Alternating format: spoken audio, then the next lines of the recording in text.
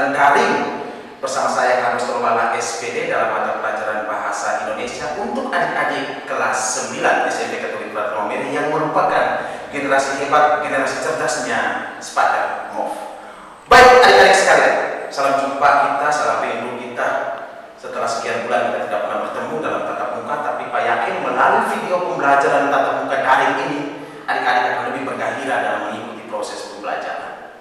Nah, pertemuan kita di awal ini, Pak akan memperkenalkan bahwa di kelas 9 ini ada 3 guru mata pelajaran bahasa Indonesia yang akan membantu kita menemani perjalanan tahun ajaran 2020-2021. Di antaranya saya sendiri, Bapak Carlos Tolwala SPD yang akan mengajar di kelas 9A, 9B, dan 9C. Sedangkan ada lagi Bapak Adrianus Bareng SPD dan Ibu Agustina Ersumi SPD yang akan memimpin kita juga dalam pembelajaran di tingkatan kelas 9A sampai dengan 9K. Baik adik-adik sekalian yang terkasih, ada satu kata bijak untuk adik-adik. Kita tidak bisa berani untuk mengubah dunia kalau kita tidak mampu mengubah diri sendiri. Kita tidak berani mengubah dunia kalau kita masih menyimpan banyak ketakutan, kecemasan dalam diri kita sendiri. Untuk itu adik-adik, dalam kondisi kehidupan new normal ini, mari kita bangkit, kita belajar bersama, walaupun tidak melalui tatap muka. Kita terus menciptakan pembelajaran yang kreatif, pembelajaran yang inovatif, pembelajaran yang menyenangkan. Walaupun adik-adik harus mempelajarinya di rumah bersama orang tua yang adik-adik cintai.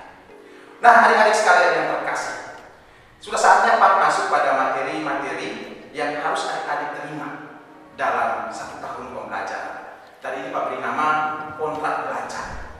Adik-adik harus mengetahui model kontrak belajar pembelajaran bahasa Indonesia di tahun ajaran 2020-2021 untuk tingkatan kelas 9 ya. Nah, untuk itu adik-adik, Pak mengharapkan sebelum menyimak kontrak belajar itu, pastikan adik-adik sudah menyiapkan alat tulis atau perlengkapan belajar kita hari ini, lalu menyiapkan kondisi fisik yang prima, psikologis yang baik, sehingga bisa mengikuti semuanya ini dengan menyenangkan adik-adik. Jangan lupa tetap jaga kesehatan kita. Nah adik-adik, mari kita ikuti penjelasan yang akan Pak tayangkan melalui slide pembelajaran terkait dengan kontrak belajar yang harus adik-adik terima dalam 1 tahun ajaran. Dan Pak berpesan, semua kontrak pembelajaran kita ini tidak terlepas dari tugas harian, penilaian harian, berupa ulangan-ulangan yang harus adik-adik lewati, tugas-tugas yang harus adik-adik lewati, dan juga termasuk ujian, serta ujian tengah semester maupun ujian semester. Sehingga adik-adik harapan Pak, adik-adik walaupun kita belajar dari rumah, tetap tanggung jawab untuk menyelesaikan segala tugas yang diberikan oleh Bapak Ibu Guru. Karena adik-adik, saat ini Bapak Ibu Guru juga sedang sulit menghadapi satu situasi untuk menyiapkan segala proses pembelajaran yang bisa adik-adik terima dengan baik. Sehingga pesan Pak supaya adik-adik juga bisa bertanggung jawab, tetap dalam keadaan sehat, mengikuti segala proses pembelajaran yang sudah dirancang secara khusus, yang sudah dirancang secara baik oleh Bapak Ibu Guru, walaupun melalui daring. Nah, sudah saatnya kita masuk pada materi kontrak belajar kita. Mari kita simak slide berikut ini. Nah, adik-adik, program pembelajaran tahun 6 kita dalam 1 tahun bahasa Indonesia pada tahun ajaran 2020-2021 mata pelajaran bahasa Indonesia ini, kita akan mempelajari beberapa kompetensi dasar. Di antaranya pada pertemuan pertama nanti kita akan mempelajari kompetensi dasar yang terkait dengan mengidentifikasi informasi dalam sebuah teks laporan percobaan.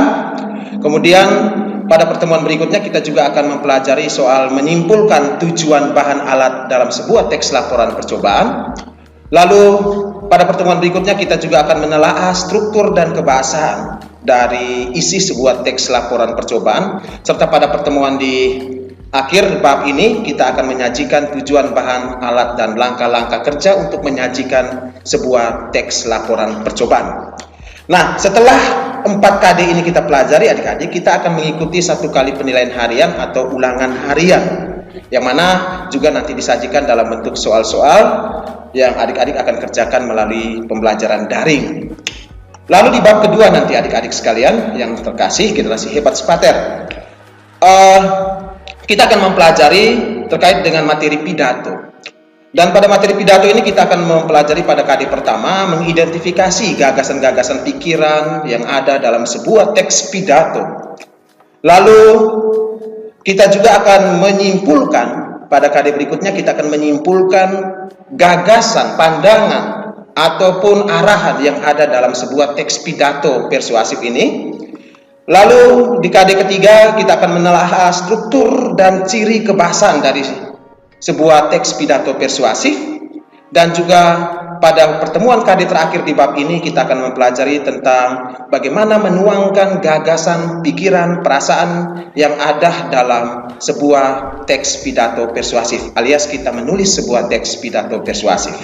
Lalu setelah KD terakhir ini kita akan mengikuti ulangan harian atau penilaian harian dan juga ada remedial tes pengayaan. Nah adik-adik, itu bab kedua. Di bab ketiga nanti kita akan mempelajari materi yang berhubungan dengan cerita pendek.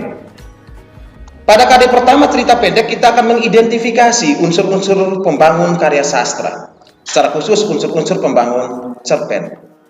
Lalu pada KD kedua kita akan mempelajari bagaimana cara menyimpulkan unsur-unsur pembangun karya sastra atau unsur-unsur pembangun cerpen yang disertai dengan bukti nyata yang ada di dalam cerpen tersebut. Lalu di KD berikut kita akan menelaah struktur dan aspek atau unsur-unsur kebahasaan dari sebuah cerita pendek atau cerpen. Dan di KD berikutnya lagi, KD terakhir dalam bab cerpen ini, kita akan mempelajari bagaimana mengungkapkan pengalaman, gagasan, pikiran maupun perasaan adik-adik ke dalam sebuah cerita pendek dengan memperhatikan struktur dan aspek kebahasaan. Lalu pada bab 3 ini juga kita akan mengikuti penilaian harian berupa tugas ataupun juga ada ulangan harian serta remedial dan tes pengayaan. Lalu kita akan menuju ke bab selanjutnya terkait dengan teks tanggapan. Pada materi bab teks tanggapan ini, KD yang akan dipelajari di awal adalah bagaimana kita mampu mengidentifikasi informasi berupa kritik atau pujian dari sebuah teks tanggapan. Setelah adik-adik mampu mempelajari KD ini, kita akan lanjut ke KD berikutnya, yaitu bagaimana kita mampu menyimpulkan isi teks tanggapan berupa kritik, saran, atau pujian yang ada dalam sebuah teks tanggapan. Lalu di KD berikutnya setelah mampu menyimpulkan, kita akan menelaah struktur dan juga unsur-unsur kebahasan atau ciri-ciri kebahasan yang terdapat dalam sebuah teks tanggapan. Dan di KD terakhir dari teks tanggapan ini, adik-adik akan mengungkapkan kritik, saran, sanggahan, ataupun pujian dalam bentuk teks tanggapan baik secara lisan ataupun mau adik-adik sajikan dalam bentuk tulis. Setelah itu ada ulangan harian dan juga ada remedial test dan juga ada pengayaan, serta masih ada 2 jam pelajaran nanti Pak alokasikan khusus untuk adik-adik latihan soal menjelang persiapan ujian semester ganjil. Nah ini di semester pertama adik-adik atau semester ganjil kita. Lalu kita akan masuk pada semester 2, yang mana materi semester 2 ini diawali dengan bab pertamanya yaitu teks diskusi. Pada teks diskusi ini adik-adik, di KD awal kita akan mempelajari tentang bagaimana mengidentifikasi sebuah informasi yang ada di dalam teks diskusi berupa pendapat pro maupun pendapat kontra. Lalu setelah adik-adik mampu mempelajari cara mengidentifikasi informasi penting dalam teks diskusi, Sakor sudah nggak aktif gitu hari ini. Sekali lagi ulang dari awal. Terima kasih. Ya itu potong juga percuma.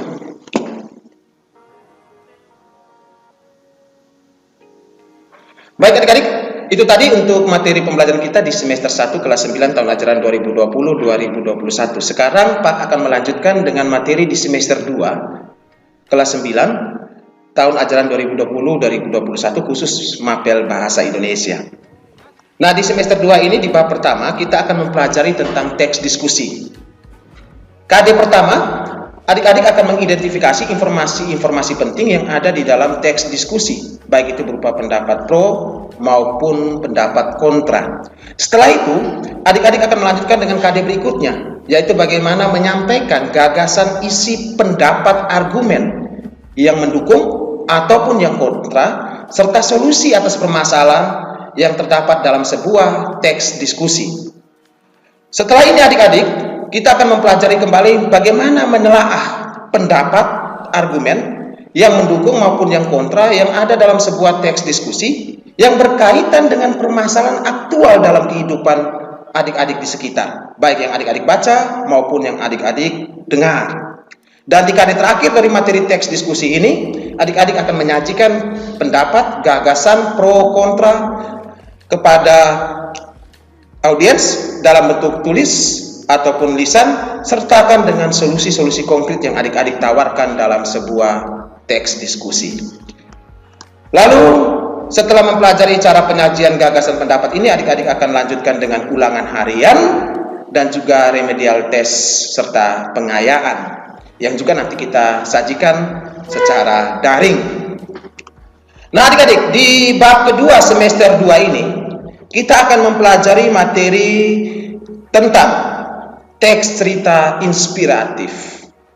Di KD pertama, kita akan mengidentifikasi isi ungkapan simpatik serta kepedulian, empati, perasaan pribadi terhadap sebuah isi teks cerita inspiratif yang adik-adik baca ataupun adik-adik dengar.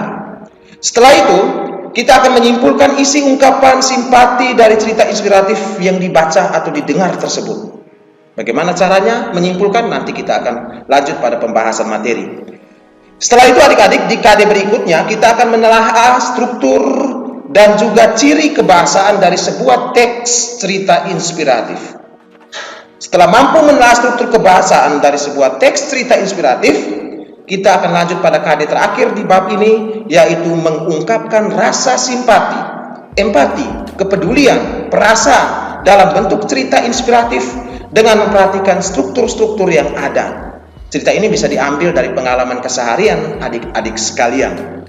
Setelah itu, kita akan mengikuti ulangan harian dan juga remedial test serta pengayaan.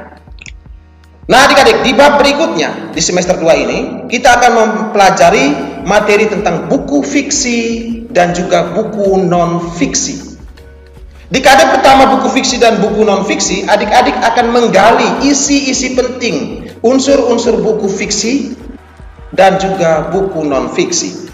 Setelah mampu menggali informasi penting, kita akan lanjut pada KD berikut, yaitu membuat peta konsep atau garis alur buku yang ada dalam sebuah buku fiksi maupun yang ada dalam sebuah buku non-fiksi.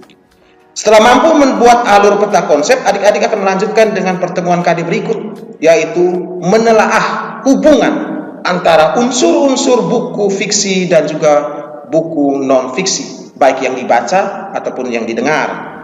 Dan yang terakhir, pada KD terakhir buku fiksi non-fiksi, adik-adik akan menyajikan tanggapan terhadap buku fiksi dan non-fiksi yang dibaca. Nah ini adik-adik, jumlah KD yang akan kita pelajari dan jumlah bab yang sudah Pak uraikan ini sebagai bentuk awal Pak menyajikan kontrak belajar kita yang akan kita terima dalam 1 tahun yang terbagi menjadi 2 semester. Nah adik-adik, tadi sejumlah kontrak belajar yang Pak sajikan untuk adik-adik dan Pak harapkan adik-adik bisa mengikuti, menyimak secara baik, bahkan mencatat segala kontrak belajar yang sudah Pak siapkan dan sudah Pak sajikan untuk adik-adik di rumah. Harapan Pak adik-adik, segala kontrak belajar kita yang terdiri dari 8 bab pembelajaran dan 28 kompetensi dasar harus bisa adik-adik lewati secara baik, secara tuntas. Bagaimana caranya? Jangan lupa setiap latihan yang terstruktur ataupun tidak terstruktur yang diberikan oleh Bapak Ibu Guru wajib adik-adik kerjakan. Segala tugas, segala ulangan, bahkan juga termasuk ujian tengah semester ataupun ujian semester wajib adik-adik ikuti dengan baik. Kenapa adik-adik? Karena adik-adik di kelas 9 nilai semester, nilai harian adik-adik menentukan nilai kelulusan adik-adik. Oleh karena itu, peserta jangan lupa terus belajar, jaga kesehatan